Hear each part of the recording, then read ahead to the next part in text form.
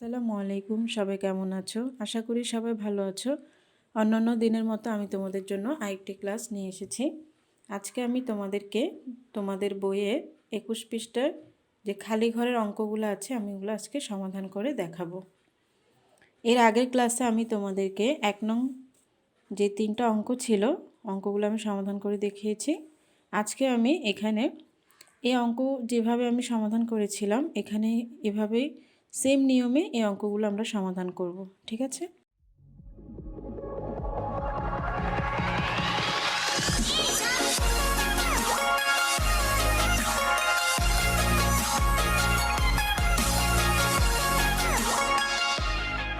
তাহলে দেখো এখানে বলেছে খালি ঘরে ক্ষুদ্রতর সমান এবং বৃহত্তরর মধ্য থেকে সঠিক প্রতীক বসাই।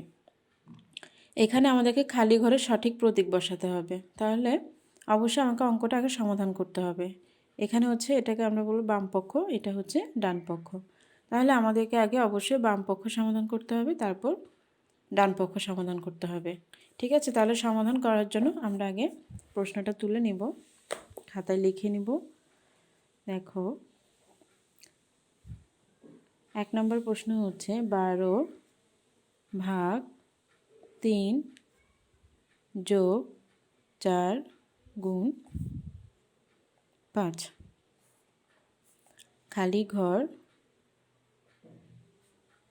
12 গুণ 3 ভাগ 4 যোগ 5। এখানে আমরা আগে বাম পক্ষ সমাধান করব। বাম পক্ষ সমাধান করে তারপর ডান পক্ষ।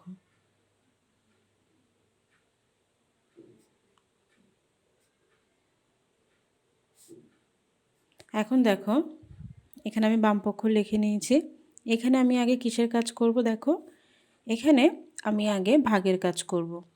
ঠিক আছে? আমরা জানি যখন চার প্রক্রিয়া বলতে আমরা যেগুলো চিনি, যোগ বিয়োগ গুণ ভাগ, এই চিহ্ন দ্বারা যে সংখ্যাগুলো যুক্ত করা হয় তখন আমরা কিসের কাজ আগে করব? ভাগের কাজ সবার আগে করব। তাহলে এখানে ভাজক হচ্ছে 3, 3 দ্বারা আমরা এই 12কে ভাগ করব। তাহলে ভাগ করলে কত হয়? 4। আমাদের ভাগফল হয়েছে কত? 4। এখন এখানে কি আছে? যোগ 4 গুণ 5। এখন দেখো এখানে আমরা কিসের কাজ করব? এখন আমরা করব এখানে গুণের কাজ। 4 5 20, 4 যোগ কি হবে? 20। এখন আমরা করব যোগের কাজ।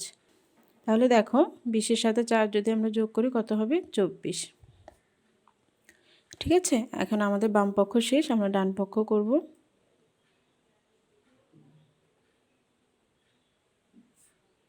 বারো গুণ 3 ভাগ 4 যোগ 5। এখন এখানে দেখো আমরা আগে কিসের কাজ করব? এখানে আমরা আগে ভাগের কাজ করব। এখন এখানে দেখো ভাজক হচ্ছে কত? 4। 4 দ্বারা আমরা 3কে ভাগ করব। এখন তোমরা হয়তো অনেকে ভাবতে পারো যে 4 দিয়ে তো 3কে ভাগ যাবে না, তাহলে কি ভাগ করব না? অবশ্যই ভাগ করবে। তোমাকে এখানে আগে ভাগের কাজটাই করতে হবে। ঠিক আছে? যেভাবেই হোক তোমাকে ভাগের কাজটাই আগে করতে হবে। তাহলে এখানে ভাজক যদিও ভাজের চেয়ে বড় হয়, তারপরে কিন্তু আমাদের ভাগটা করতে হবে। দেখো এখানে 4 হচ্ছে ভাজক, 4 দিয়ে আমরা 3কে কিভাবে ভাগ করব? দেখো এখানে আমাদের ভাজক হচ্ছে 4 আর ভাজ্য হচ্ছে 3। ভাজকের চেয়ে যখন ভাজ্য ছোট হয় ভাগ করা যায় না। এখন আমরা কি করব? এখন আমরা 0 নিয়ে এখানে একটা 0 নিব। ঠিক আছে? তাহলে কত? দেখো ভাজকের যে এখন ভাজ্যটা বড় 30, তাহলে আমরা ভাগ করতে পারবো। 4 নামতা পড়ব, 4 একে 4, 4 দুগুণ 8, 3 4 12, 4 4 16, 4 5 20, 4 6 24, 4 7 28, 4 8 32। আমরা 8 বার নিব না, আমরা নিব 7 বার। 4 7 28। এখন আমরা এখানে করব বিয়োগ। বিয়োগ করলে 0 থেকে 8 যায় না, এখান থেকে আমরা ধান নিব। ধান নিলে কত হবে? 1। এখান থেকে আমরা 1 ধান নিব, তাহলে 1 ধান নিলে কত হবে? 10। 10 থেকে 8 গেলে 2। এখন এখান থেকে আমরা এক ধার নিয়েছি, এখানে তার 2 আছে এখন, ঠিক আছে। 2 থেকে 2 গেলে 0, এটা লেখার দরকার নেই। এখন দেখো 4 দিয়ে আবার 2কে ভাগ যায় কিনা দেখো। এখন দেখো 4 দিয়ে 2কে ভাগ করা যাবে না, যেহেতু ভাজ্য ছোট। কি করতে হবে, এই যে এখানে দশমিকের কারণে আমি এখানে একটা 0 নিতে পারি। তাহলে কত, 4 5 20। তোমাদেরকে আমি ভাগটা একটু বুঝাই দিই। ভাজক বড় ছিল, ভাজকের চেয়ে ভাজ্যটা ছোট ছিল। তাহলে ভাজ্য যখন ছোট হবে তখন তোমাকে কি করতে হবে, ভাজ্য বড় করার জন্য ভাগফলের 0 নিয়ে এখানে একটা 0 নিতে হবে, ঠিক আছে। তারপর বিয়োগ করার পর যদি ভাগ না যায় তাহলে তুমি দশমিকের জন্য 0 নিতে পারবে। দশমিকের জন্য 0 নিয়ে ভাগটা শেষ করা যাবে। তাহলে এখানে আমাদের ভাগফল কত এসেছে, 0.75 যোগ 5। এখন আমরা এখানে কিসের কাজ করব, আমরা এখন এখানে গুণের কাজ করব। তাহলে দেখো আমরা যে এখন এটা হচ্ছে দশমিক সংখ্যা গুণ করার সময় আমরা দশমিক না নিয়ে গুণ করব।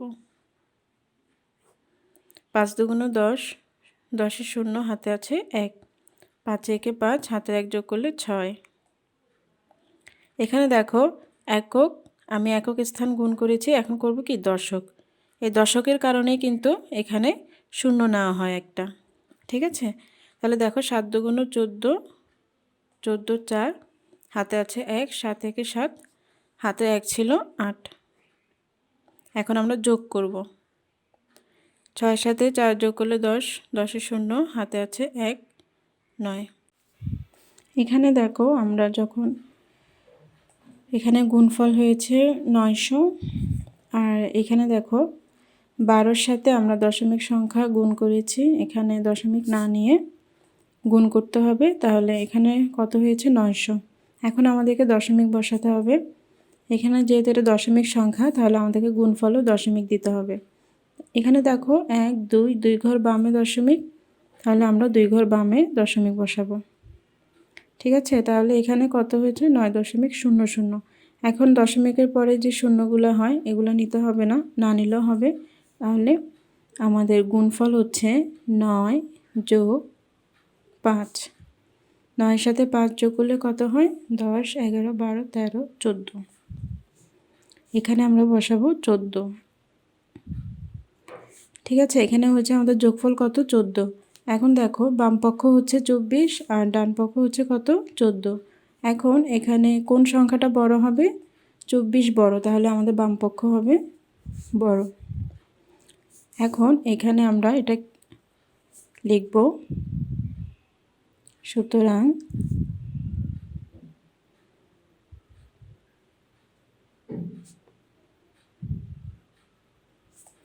ঠিক আছে। দেখো এখানে হবে বাম পক্ষ বড়, তাহলে এখানে বড় যে চিহ্নটা আছে সেই প্রতীকটা বাম দিকে ঘুরবে। এখন এখানে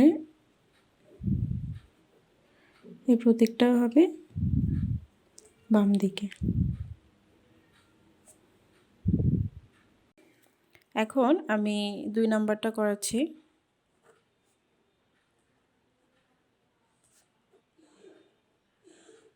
গুণ, এখানে 8, আচ্ছা প্রথম বন্ধনীতে 8 গুণ 2 বিয়োগ 4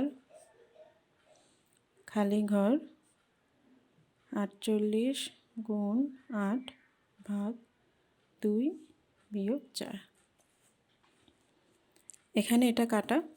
এখন আমরা বাম পক্ষ লিখে সমাধান করব। 48 ভাগ,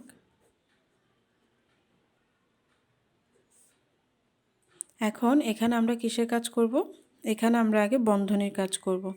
দেখো এখানে কিন্তু ভাগ আছে, কিন্তু আমি ভাগের কাজ করব না আগে, যেহেতু বন্ধনী আছে, প্রথম বন্ধনী, আমাকে অবশ্যই বন্ধনীর কাজ আগে করতে হবে। তাহলে বন্ধনীর কাজ যদি আমি করি, এখানে কিসের কাজ আগে করব, গুণের কাজ। 8 দুগুণ 16 বিয়োগ 4। এখনও কিন্তু আমি প্রথম বন্ধনী উঠাই নেই, কারণ বন্ধনীর কাজ শেষ হয়নি, সেজন্য এখন আমাদেরকে বিয়োগ করতে হবে। 48 ভাগ, এখন আমরা বিয়োগ করব 12। এখন দেখো 12 দ্বারা আমরা 48কে ভাগ করব, ভাগ করলে কত হয়, তোমরা দেখো, আমরা যদি 4 দিয়ে ভাগ করি তাহলে আমরা 4 বারং কত 48, এখানে আমরা পাচ্ছি ভাগফল 4। ঠিক আছে, বাম পক্ষ শেষ। এখন আমরা ডান পক্ষ সমাধান করব। এখন ডান পক্ষ আমরা প্রশ্নটা আগে তুলব।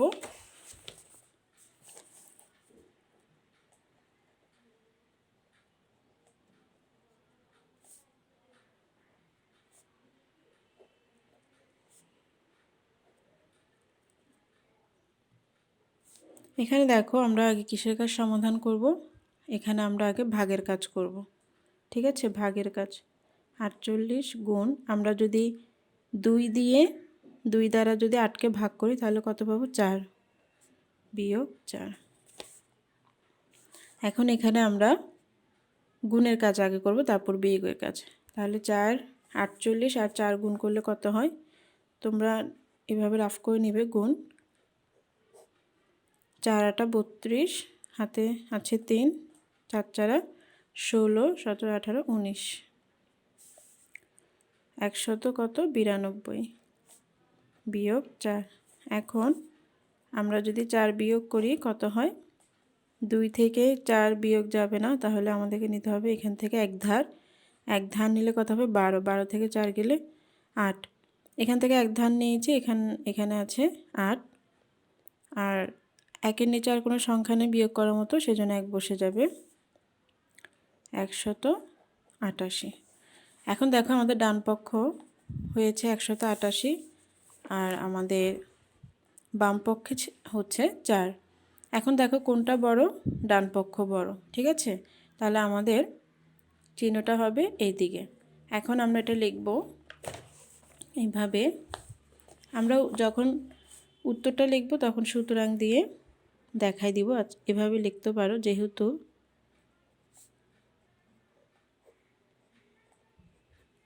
ঠিক আছে। তারপর আমরা সুতরাং লিখে প্রশ্নটা লিখব, তারপর খালি ঘরে আমরা চিহ্নটা বসাবো।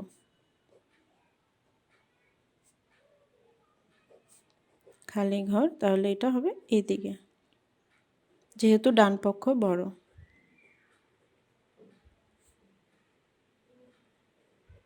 যেহেতু ডান পক্ষ বড়, তাহলে আমার বড় চিহ্নটা এদিকে ঘুরবে। ঠিক আছে, এখন দেখো আমার অঙ্ক সমাধান করা শেষ। আমি আজকে তোমাদেরকে 2টা অঙ্ক সমাধান করে দেখিয়েছি। এই অঙ্কগুলো হচ্ছে তোমাদের বইয়ের অঙ্ক। তোমরা বইয়ের 21 পৃষ্ঠায় দেখতে পাবে এই অঙ্কগুলোর সমাধান। এখানে তোমাদের প্রশ্নগুলো দেওয়া আছে, 2টা প্রশ্ন আমি এগুলোর সমাধান করে দিয়েছি। এখন এগুলো খুব সহজ অঙ্ক হতে পারে তোমাদের কাছে, কিন্তু এখানে বোঝার অনেক ব্যাপার আছে, সেজন্য কিন্তু আমি তোমাদেরকে ক্লাসটি করে দেখিয়ে দিয়েছি। এখানে দেখো, যেমন ভাজক কত? 4। 4 দ্বারা তো এখানে 3কে ভাগ যায় না, যেহেতু ভাজ্য ছোট, কিন্তু ভাগ করতেই হবে। ঠিক আছে, এখানে তোমাকে ভাগ করতেই হবে, ভাগের কাজটা আগে করতে হবে। তাহলে কিভাবে আমি করেছি দেখো। এই বিষয়গুলো তোমরা যদি না জানো তাহলে তোমরা ভালোভাবে অঙ্ক করতে পারবে না। সেই জন্য আমি এত সহজ অঙ্ক তোমাদের জন্য করে দেখাচ্ছি, কারণ এখানে অনেক কিছু বোঝার বিষয় থাকে। ঠিক আছে, আজকে এতটুকু। তোমরা যদি আমার চ্যানেলে নতুন হয়ে থাকো অবশ্যই আমার চ্যানেলটি সাবস্ক্রাইব করবে। ভালো লাগলে অবশ্যই শেয়ার করবে, লাইক দিবে, কমেন্ট করে আমাকে জানাবে যে তোমরা কতটুকু উপকৃত হয়েছে আমার ক্লাসটি করে। আজকে এতটুকু। সবাই ভালো থাকবে। আল্লাহ হাফেজ।